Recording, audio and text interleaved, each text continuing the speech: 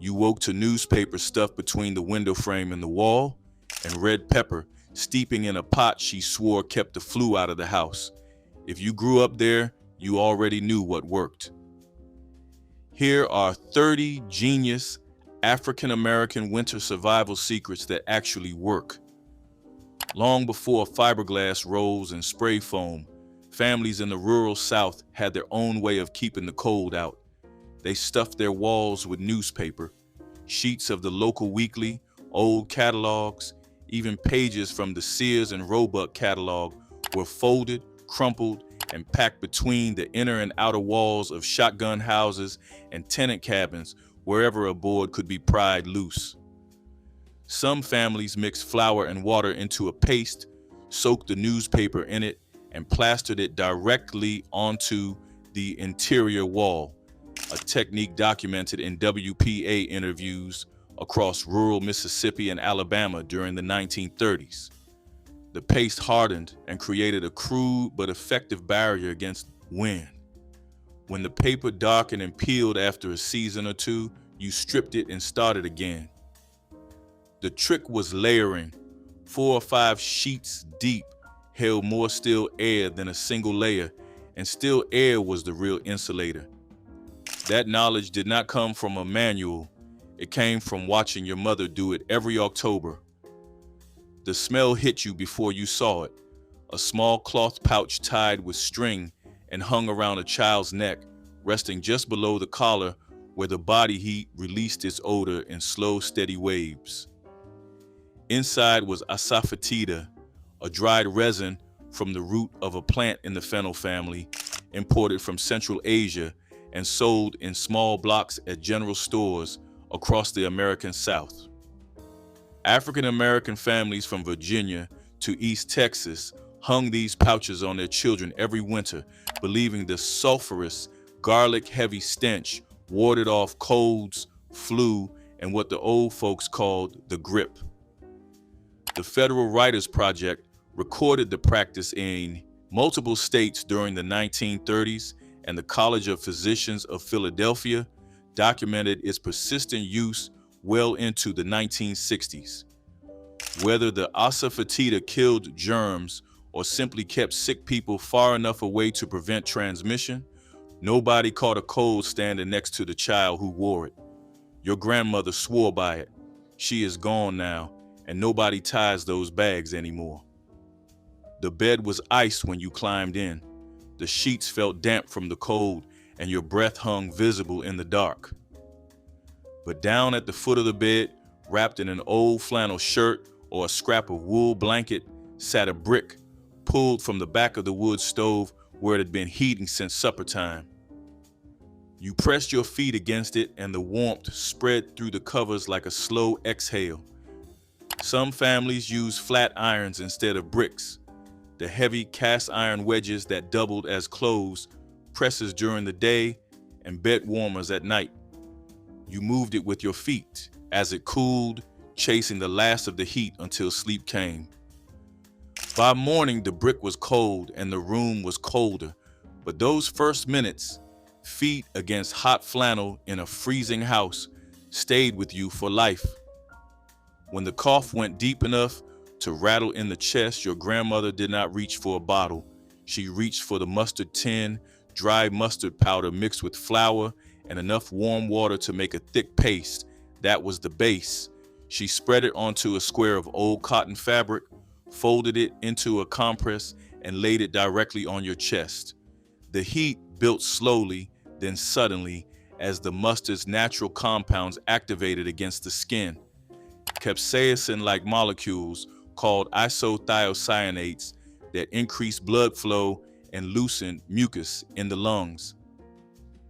A study published in the Journal of Medicinal Food confirmed that African American elders in rural communities relied on mustard plasters as a frontline respiratory treatment well into the 1970s. She checked it every few minutes. Too long and it blistered the skin. Too short and it did nothing. She always knew exactly when to pull it off. Never by a clock, always by the color of your chest. But before the mustard tin came out, And before the quilts went up, there was a day in late November or early December that set the entire winter in motion. The first hard frost meant hog killing day, and in black communities across the rural South from the 1930s through the 1960s, this was the single most important day of the cold season. Families gathered before dawn, uncles, cousins, neighbors, and by nightfall, a 400-pound hog had been slaughtered, scalded, scraped, gutted, and broken down into every cut the body could yield. Nothing was wasted. The fat was rendered into lard in enormous cast iron kettles over open fires, the crackling sound of pork fat melting down, carrying across the yard for hours. That lard, strained through cheesecloth into tin buckets and stored in the smokehouse or the back porch, became the cooking fat, the skin salve, the waterproofing agent, and the medicine base for the next 4 months. Hog killing day was the day of families' winter survival was decided. The lard from one hog could carry a household from December to April if managed carefully. The quilts did not stay on the bed when the temperature dropped low enough. They went up on the walls, hung from nails, or draped over curtain rods. Heavy quilts covered the thinnest walls and the coldest corners of the house, trapping a layer of still air between the fabric and the wood that worked the same way modern insulation does. In Gee's Bend, Alabama, a black community famous for its quilting tradition, documented by the Smithsonian, women made quilts from old work clothes, flour sacks, and scraps of worn-out dresses, stitching them thick enough to serve double duty as bedding and insulation. A single heavy quilt on a north-facing wall could raise the temperature in a small room by several degrees. The stitching patterns were not decorative accidents. Tighter patterns with more thread created denser fabric that held more air. Your grandmother knew which quilt went on which wall, the same way she knew which pot went on which burner. She read the code in that house like a language. Nobody reads it anymore. Every morning before school, before breakfast, sometimes before the sun came up, the spoon came out.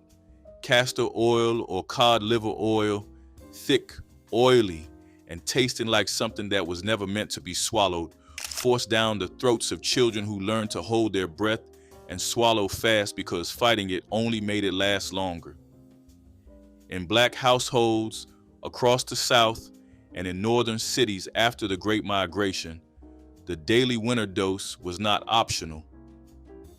A study of elderly African American home remedy practices in rural North Carolina found that castor oil and cod liver oil were among the most commonly reported preventive treatments used by over 60% of respondents. The cod liver oil provided vitamins A and D in an era before supplements were affordable or available. The castor oil was believed to clean the system, flush toxins, and keep the body strong enough to fight off whatever winter brought through the door.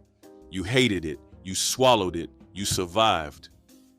It stood in the corner of the front room like a black iron sentry, round-bellied, squat, with a pipe that rose through the ceiling and out the roof.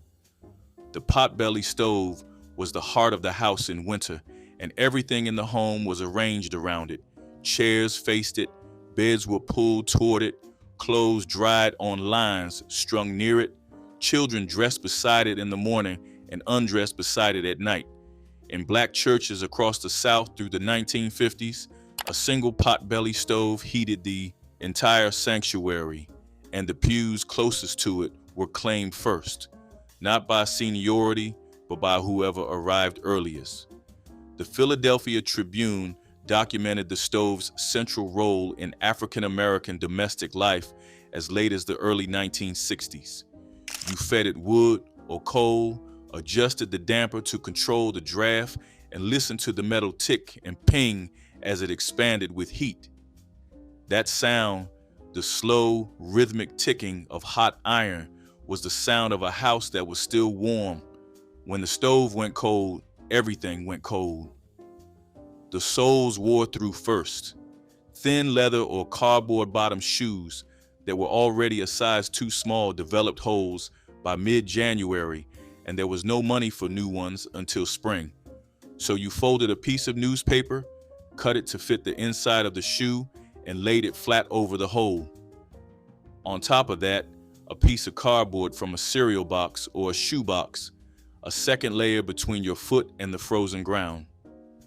The newspaper absorbed moisture and provided a thin cushion of insulation, and the cardboard kept the worst of the cold and wet from coming through the gap. You replace both every day because they soak through by afternoon. Children who walk miles to segregated schools in the 1940s and 50s did this without being told. It was just what you did when the shoes gave out and winter did not. When the newspaper was in the shoes and the walls were papered and the quilts were hung, there was still the simple math of heat. One stove could not warm 5 rooms, so families closed the doors, stuffed rags under the gaps, and lived in one room from November through March. The Philadelphia Tribune described this as standard practice in Black households through the 1950s, shutting off bedrooms, parlors, and back rooms to concentrate every degree of warmth into a single space. That room became kitchen, living room, dining room, and sometimes bedroom, with mattresses dragged to the floor at night and propped against the wall each morning. The strategy worked because it respected a basic truth. You cannot heat what you do not use. An unheated room was not wasted space. It was a buffer between you and the winds. You learned to live small in winter, and the closeness of the family in that one warm room was not a hardship. It was the design.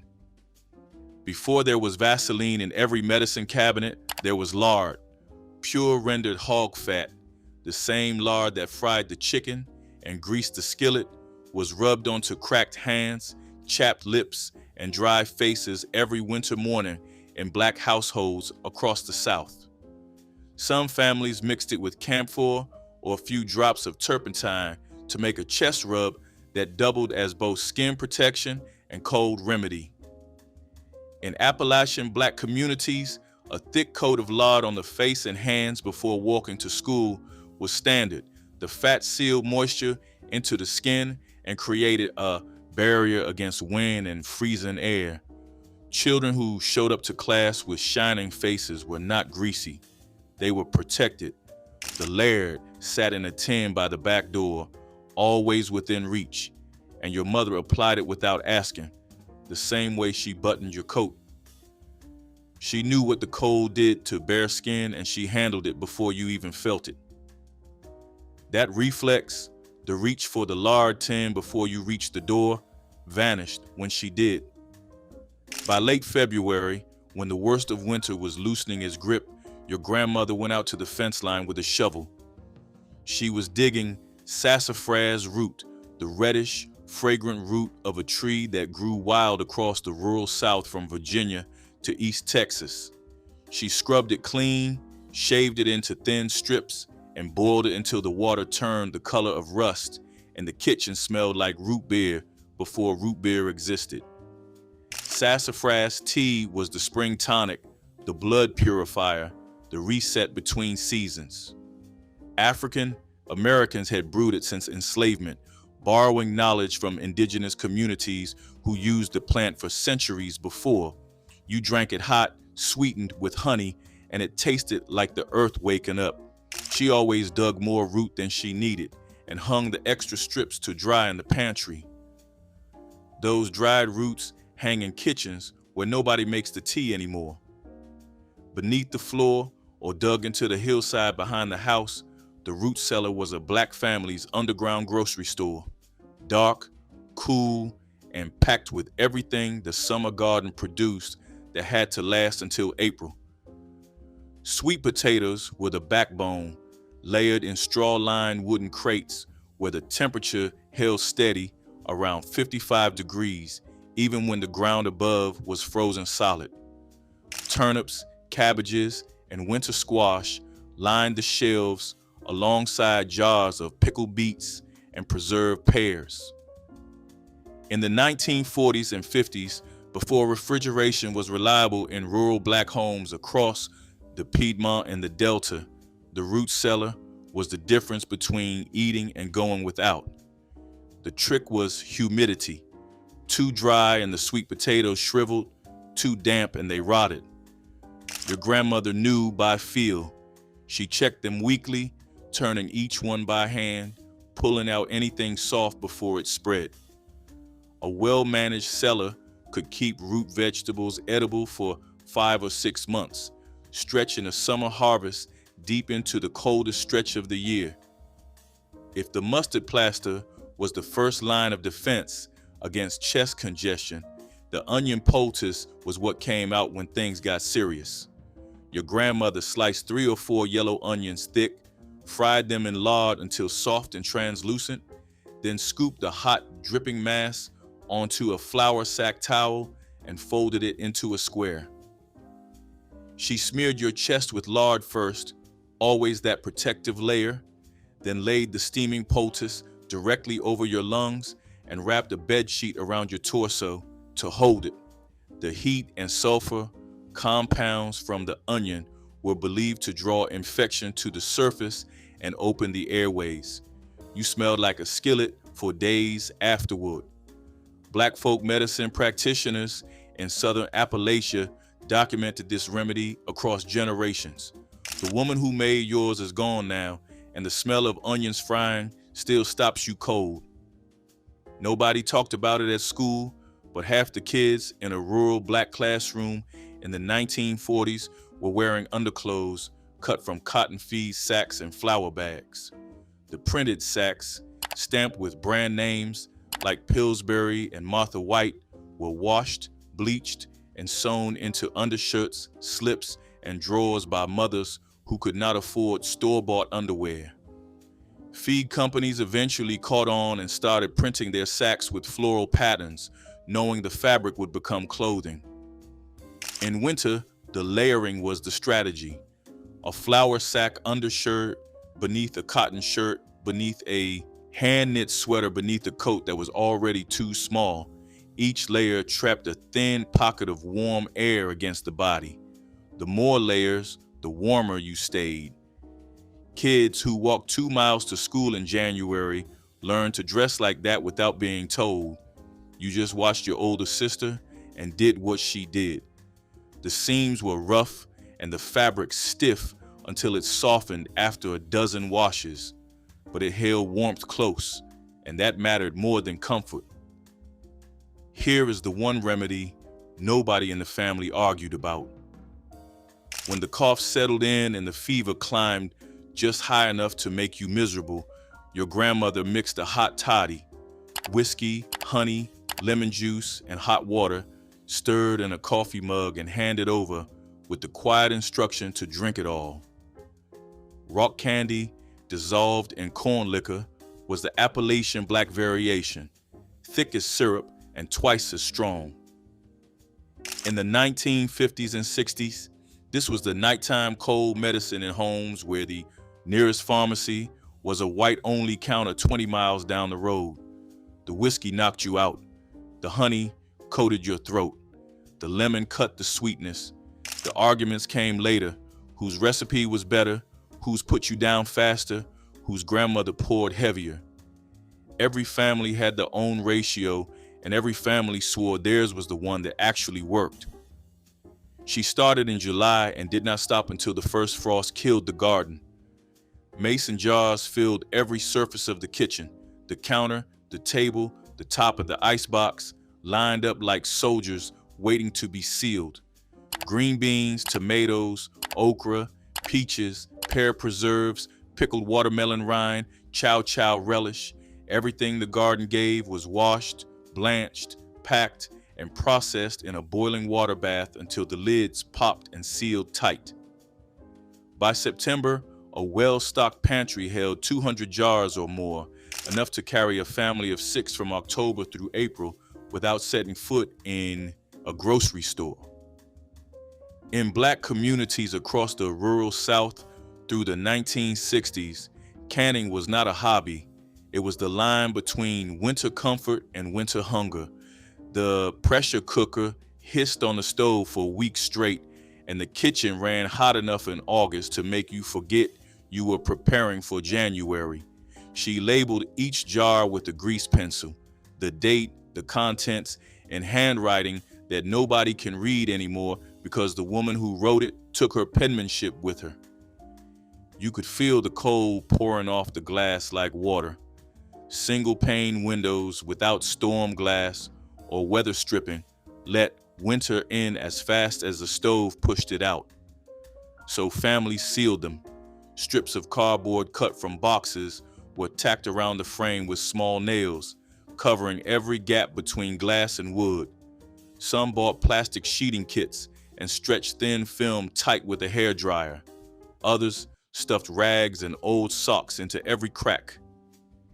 In northern cities, after the Great Migration, Black families in rented apartments had no authority to replace drafty windows, so they improvised with what the landlord would never provide. A towel rolled against the sash. A piece of plywood leaned against a broken pane. You sealed the house the same way you sealed your coat, with whatever you had pressed tight. Once the windows were sealed and the unused rooms were shut, the kitchen became everything. It was not just where you cooked, it was where you lived from November to March. The wood-burning cook stove or the cast iron range radiated heat from before dawn, when your mother started the fire to boil water for coffee, until well past dark, when the last pot of beans came off the burner and the oven door was left open to push the remaining warmth into the room. Children did their schoolwork at the kitchen table. Babies napped in bassinets pulled close to the stove.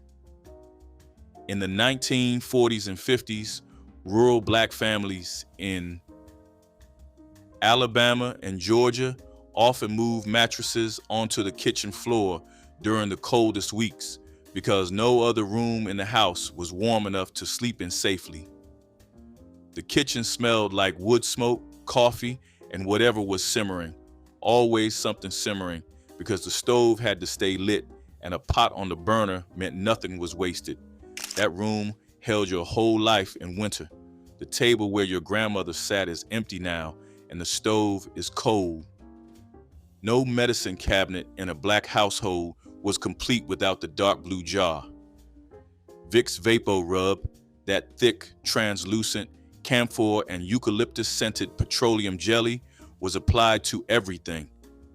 Chest congestion got a thick smear rubbed in with the heel of the hand.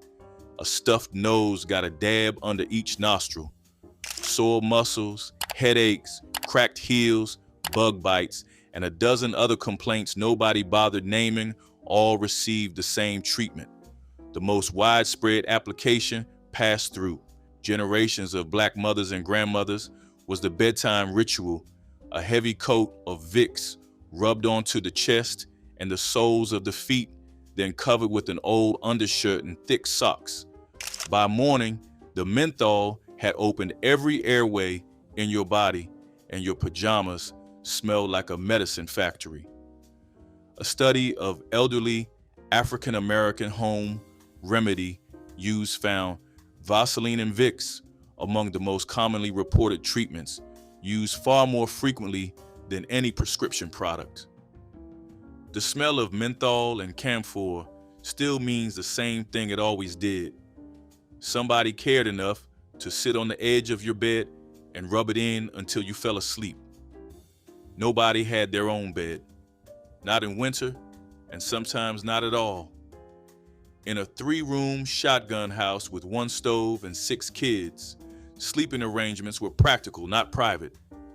2, 3, sometimes 4 children shared a single bed, stacked tight under every quilt the house owned, wearing long flannel nightgowns or their day clothes if flannel was scarce. The smallest went in the middle where body heat concentrated. The oldest slept on the outside edge and caught the cold. Stocking caps pulled to the eyebrows kept warmth from escaping through the head. Your grandmother insisted, said you lost more heat from your head than anywhere else. The weight of those quilts, 8 or 10 layers deep, pressed down like a hand holding you in place. You woke up tangled in your sister's arms, warm and annoyed, and you did not know until years later that what felt crowded was actually love arranged for winter. Behind nearly every Black-owned farmhouse in the rural South stood a small wooden building with no windows and a dirt floor, the Smokehouse. Inside, hams, shoulders, slabs of bacon, and loops of sausage hung from rafters over a slow-burning fire of hickory or oak, curing in salt and smoke for weeks. The process started right after hog killing day. Fresh cuts were rubbed with salt, black pepper, and sometimes brown sugar, then hung where a low fire was kept alive around the clock. The smoke had to stay cool, too hot, and the fat rendered out, too cold, and the meat spoiled. Your grandfather checked it twice a day, reading the color of the smoke the way other men read the weather. A single, well-managed smokehouse could preserve 200 pounds of pork, turning one November slaughter into 6 months of protein. In some Black households, particularly in Baptist and Pentecostal communities across the South, there was a bottle of olive oil that never went near the kitchen. It sat on a high shelf or in a dresser drawer, wrapped in cloth, and it had been prayed over by the pastor. This was healing oil, consecrated, blessed, and reserved for moments when the body hurt and medicine was not enough. A study of elderly African American home remedy practices found that only Black women reported using this oil, rubbing it onto sore joints, aching backs, and feverish foreheads, while speaking prayers learned from their mothers. It was not sold in stores. The pastor blessed it during a special service, and you carried it home like something fragile. In winter, when the cold settled into old bones and the body carried grief it could not name, the oil came out. She rubbed it between her palms to warm it, then pressed her hands against whatever hurt. The relief was real, whether it came from the oil or the faith or the touch of someone who refused to let you suffer alone. Chicken foot stew might raise eyebrows today, but in Black kitchens of the 1970s, it was beloved comfort food made from parts others threw away. The feet were scrubbed clean, blanched to remove the outer skin, then simmered until they released natural gelatin into the broth. This created body and richness that regular chicken pieces could not achieve. Potatoes, carrots, and onions joined the pot, soaking up that deeply savory liquid. Some cooks added hot peppers for warmth that went beyond temperature. The stew was valued during winter illnesses when families believed its collagen-rich broth could heal what ailed you. Children sometimes balked at the appearance, but one taste usually converted them. The feet were free or nearly so, making this stew an act of pure kitchen wisdom, taking what was dismissed and creating nourishment. Cornbread and potlikker was a winter lifeline, the kind of dish that carried a deeper history than most people realized. Potlikker was the broth left behind after cooking greens, and in many families it was considered just as valuable as the greens themselves. Thick, salty, and full of nutrients, it became a meal all on its own when paired with a slice of fresh cornbread. Mothers would crumble the cornbread into the potlikker or pour the broth directly over the bowl, letting it soak until the edges softened. Kids loved it more than they ever admitted, especially on nights when the cold felt sharp and the house needed something warming. It was simple food, but it tasted like something older, something that came from the days when nothing was wasted because nothing could be. Potlikker filled you up in a way that made your whole body feel steadier. Cornbread gave it something to cling to, turning a thin broth into a full meal. It was winter resilience in a bowl, humble but powerful.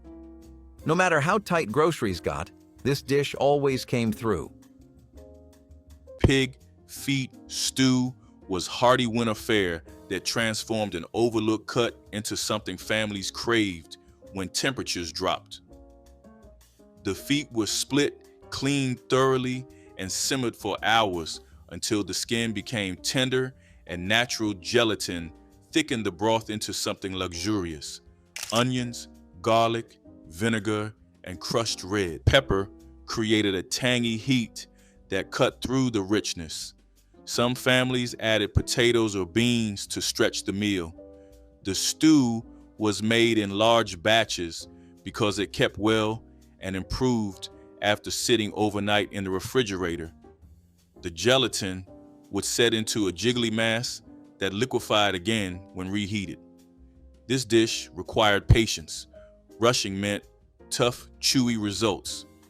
Children watched mothers and grandmothers tend these pots, learning that good food took time. Pig feet stew proved nothing went to waste. Cabbage and smoked sausage skillet was the kind of dish that proved you could take almost nothing and turn it into something that fed a whole house without anyone feeling shortchanged. Cabbage was cheap, one of the cheapest vegetables in the store, and it filled a pot in a way almost nothing else could. Mothers would slice it thin, toss it into a skillet with a little oil, and stretch one single sausage link so far that every person at the table swore they got a piece.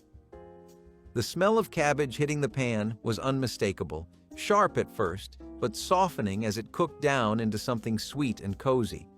The sausage added just enough smoke to trick the mind into thinking the meal was richer than it really was.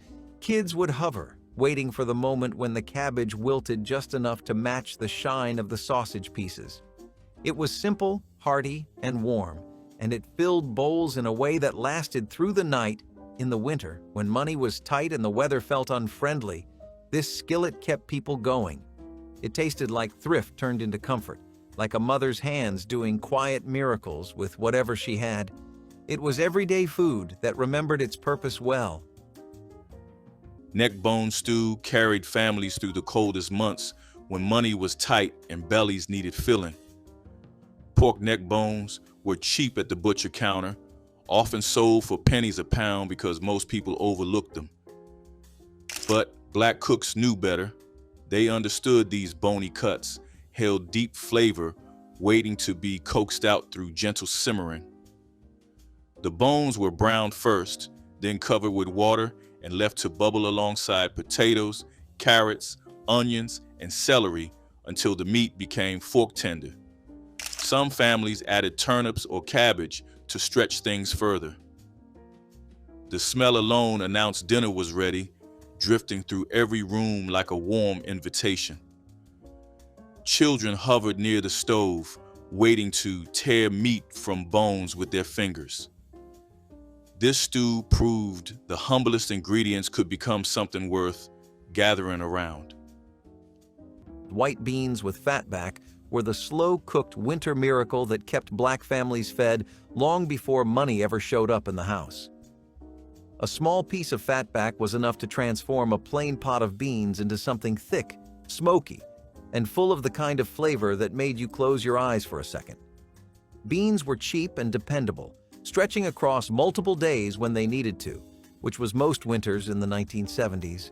Mothers would rinse the beans, pick out the broken ones, and drop them into a heavy pot with water, onions, and that precious slab of pork that melted down as the hours passed. The kitchen would smell warm and familiar, like hope simmering even when the world outside felt harsh.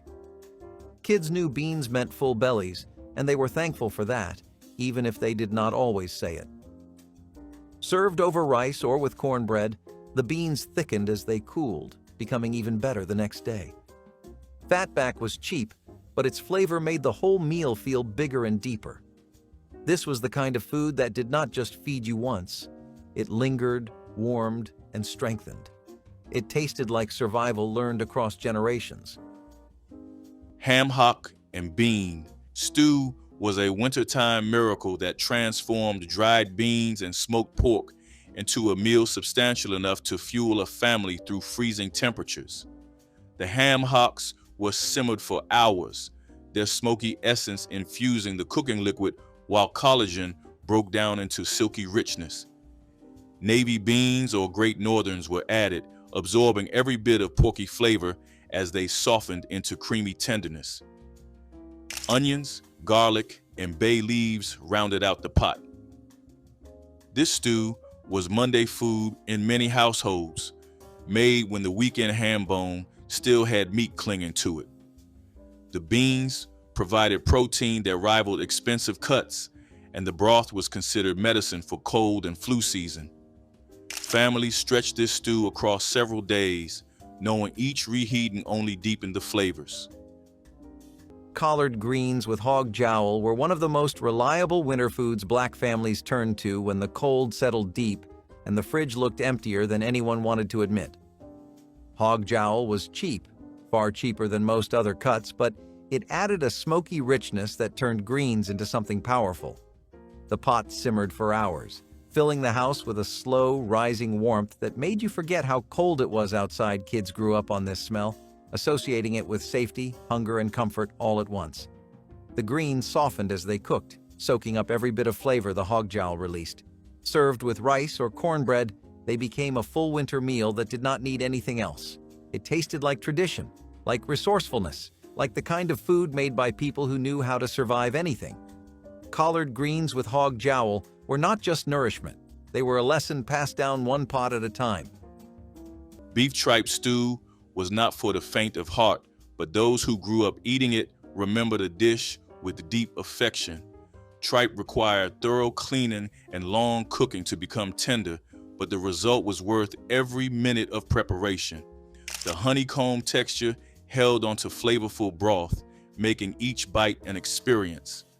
Black cooks prepared it with tomatoes, onions, garlic, and plenty of pepper, creating a stew with Caribbean and Southern influences intertwined. Some versions included potatoes or hominy to stretch the meal. The dish was considered special occasion food despite its humble origins, served when the family wanted something different. The smell was distinctive, earthy, and rich, announcing to the neighborhood that serious cooking was happening. Tripe stew taught children that texture and flavor mattered more than appearance. Neckbone stew was the kind of meal that held an entire household together when the cold crept in and the money ran out faster than anyone wanted to admit. Neck bones were cheap, sometimes only a few cents, but they carried enough flavor to build a whole pot of warmth around them. If you knew what you were doing, mothers and grandmothers would rinse them clean, drop them into a big pot of water, and let them simmer for hours until the kitchen filled with a slow, steady steam that made the windows fog up. Onions, celery, salt, pepper, and maybe a bay leaf. If the house had one left, all of it went in to stretch the bones into something that tasted rich and full. Even though the ingredients were simple, kids would hover near the stove, claiming they were cold, but really just waiting for that moment when the meat softened enough to fall from the bone with no effort. Rice or potatoes always went on the side because that was how you made a meal last. And nobody ever complained because the stew soaked into everything it touched. It was not fancy and it did not pretend to be, but it kept bellies warm during winters that felt too long and too hard. Neckbone stew tasted like survival, like patience, like the kind of care that did not need big speeches. It was a winter meal that carried whole families through nights when the house felt drafty and the bills piled high, and even today people remember it with a quiet kind of gratitude. Oxtail stew was once the crown jewel of winter cooking in Black households, simmered low and slow until the meat fell away from the bone in tender ribbons. The oxtails were seared in a heavy pot until caramelized, then braised with onions, garlic, tomatoes, and root vegetables. Thyme, bay leaves, and allspice gave the broth a depth that filled the kitchen with warmth long before dinner was served. The marrow melted into the liquid, creating richness that no store-bought broth could match. Families gathered around for this dish on Sunday evenings, knowing one pot could feed everyone with enough left for Monday. The stew represented transformation, turning what butchers once discarded into something magnificent. Children learned early that the best flavor lived in the bones.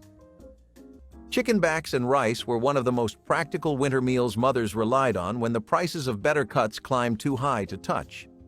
Chicken backs were cheap, sometimes the only poultry a family could afford, but they carried enough meat and flavor to build an entire pot around.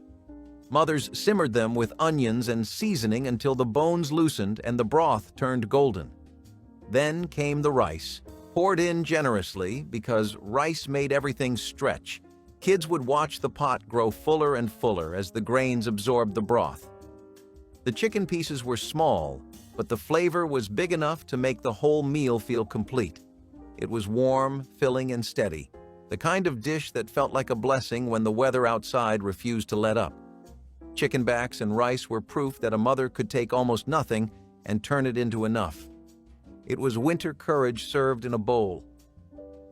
Turkey wing stew appeared on tables in winter, especially after holidays when turkey parts went on sale. The wings were large enough to provide substantial meat while remaining affordable for families watching every dollar. They were browned in a heavy pot until the skin crisped, then covered with water and simmered with onions, celery, carrots, and potatoes. The dark meat stayed moist through long cooking, becoming tender enough to fall from the bone. Bay, leaves, and thyme added depth without cost, and some cooks stirred in tomato paste for color.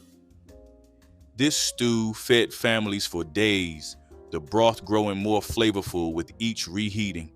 Children loved pulling the meat from bones themselves, making dinner feel interactive. Turkey wing stew represented smart shopping and smarter cooking, turning sale items into meals that felt abundant. Grits with redeye gravy was the kind of breakfast that wrapped around you like a blanket before you stepped into the cold. Grits were cheap, easy, and filling, the kind of food that could keep a child warm through a long school day when the walk to the bus stop felt like a challenge. The redeye gravy, made from pan drippings and a splash of strong coffee, added a flavor that was sharp and comforting all at once. Mothers made it quickly, stirring the grits until they were smooth and spooning the gravy over the top with practiced hands. The smell alone could coax a sleepy child out of bed. Kids loved how the gravy soaked into the grits, giving each spoonful a deep, savory taste. It was not fancy, and it certainly was not pretty, but it did what it needed to do. It kept families fueled when winter stretched long and money stretched thin. It tasted like early mornings, like care offered quietly, like the start of a day built on strength. Smoked turkey, neck stew became a healthier alternative to pork-based dishes while still delivering the deep, smoky flavor that Black families loved. Turkey necks were cheaper than most cuts and provided rich, dark meat that held up beautifully through hours of simmering. The smoking process had already infused them with flavor, so the stew needed little seasoning beyond onions, garlic, and bay leaves. Collard greens or cabbage were often added, cooking down in that smoky broth until silky and tender. Potatoes stretched the meal while absorbing all that savory liquid. This stew was considered lighter than its pork counterparts, but equally satisfying, perfect for families trying to eat better without abandoning. Comfort food. The broth was treasured almost as much as the meat, ladled over rice or sopped up with cornbread. Black-eyed pea soup was the kind of dish that filled the house for days, getting thicker and richer each time it was reheated. Peas were cheap, long-lasting, and dependable, making them perfect for winters when groceries had to stretch far beyond their limits. Mothers simmered them with onions, leftover bones, and simple seasoning, letting the pot bubble low and slow. The smell was earthy and familiar, the kind that drifted through the rooms and made the whole house feel warmer. Kids did not always know what went into it, but they knew it kept them full when the wind outside made the walls creak. By the second or third day, the soup had settled into a thick, hearty stew that hugged the stomach served with cornbread or rice. It carried families through weeks when money was gone, but determination remained. Black-eyed pea soup was survival food, hope food, winter food. It was a pot that never stopped giving. Lima bean and ham stew was a thick, creamy bowl of comfort that stretched a small amount of meat into a meal for the whole family. Dried lima beans were soaked overnight, then simmered with chunks of leftover ham or a ham bone until everything melded into something greater than its parts. The beans broke down slightly during cooking, naturally thickening the broth into a consistency almost like gravy. Onions, garlic, and black pepper provided seasoning, while celery and carrots added sweetness and color. Some families mashed a portion of the beans against the pot to make things heartier. This stew was weeknight fare, simple to prepare but deeply satisfying when served over rice or with cornbread. The ham flavor permeated every bite, making even the plainest bean taste special. Those kitchens went quiet one by one. If you remember even one of these, drop a comment and let us keep them alive.